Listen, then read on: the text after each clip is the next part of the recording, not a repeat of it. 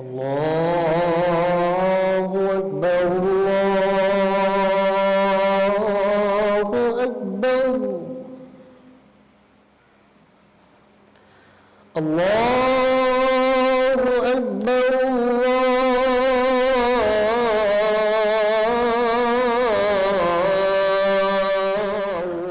اذان جو ہے 2 ہجری میں فرض ہوئی تھی کہ حدیث شریف ہے کہ نبی پاک صلی اللہ علیہ وسلم نے فرمایا کہ اذان کی فضیلت اور جماعت میں پہلی صف میں کھڑے ہونے کی فضیلت اگر تم لوگوں کو معلوم ہو جاتی تو پھر تم قرآن اندازی کرتے اور مقابلہ کرتے. اشہد ان لا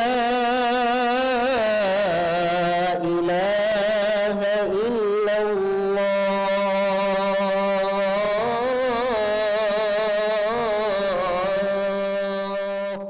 جامع مسجد عیسیٰ ہے اور فیس 8 میں، اور اس میں الحمدللہ میں ابھی امامت کر رہا ہوں. میں نے قرات کراچی میں طارق روڈ سے مدرسہ ہے حنفیہ غوثیہ، وہاں سے 2 سال کورس کیا ہوا ہے. قرآن کریم کی کافی آیتوں سے ثابت ہے، لیکن واضح جو اذان کا لفظ ہے سورۃ المائدہ میں آیا ہے وَإِذَا نَادَيْتُمْ إِلَى الصَّلَاةِ، جب تم کو نماز کی طرف بلایا جائے، تو اس سے اذان کا جو حکم ہے قرآن کریم سے ثابت ہے. اذان کا مطلب یہی ہے کہ اس میں اللہ کا ذکر ہوتا ہے. کافی لوگ جو مسلمان ہوئے فقط اس وجہ سے کہ اذان کی وجہ سے مسلمان ہو چکے ہیں، اذان سننے کی وجہ سے مسلمان ہو چکے ہیں. یہ جو اذان دی جائے عربی لہجے میں دی جائے. مثلا میں ایک مثال دوں گا کہ لہجے اس کے الگ الگ ہیں. اللہ اکبر اللہ اکبر اللہ اکبر اللہ اکبر، یہ مصری لہجہ ہے. اور سعودی عرب مسجد نبوی کا یہ لہجہ جو میں نے اندر اذان دی تھی، اس طرح پھر دوبارہ دیتا ہوں. اللہ اکبر اللہ اکبر، یہ جو ہے مسجد نبوی کا لہجہ ہے.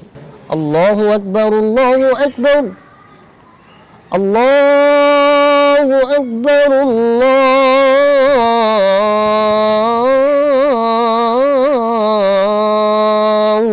اکبر، یہ کعبۃ اللہ شریف کا لہجہ ہے.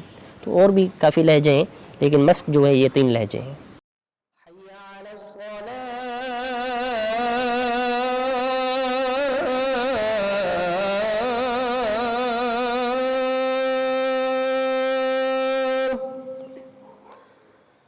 حی علی الصلاۃ. مسجد میں ہم جب حافظ رہے تب بھی ہمیں ڈیوٹی ملتی تھی کہ بھی اذان دے. میرا آواز اچھا ہوتا تھا، سب سے استاد صاحب ہمیں حکم دیتے تھے کہ بھی آپ اذان دیں.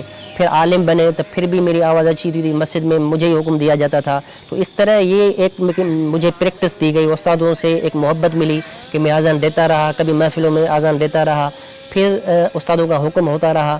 اور میرا شوق بھی یہ تھا، کبھی بڑی کراچی میں مسجد ہوتی تھی تو میرا شوق ہوتا تھا کہ میں خود اذان دوں جس دن. حالانکہ ڈیوٹی جو ہوتی ہے اس کی مؤذن صاحب کی ہوتی ہے، تو وہ جب نہیں ہوتے تو میں شوق سے جلدی وضو کر کے پھر اذان دیتا تھا. یہ میرا بچپن سے شوق ہے اور ابھی تک ہے.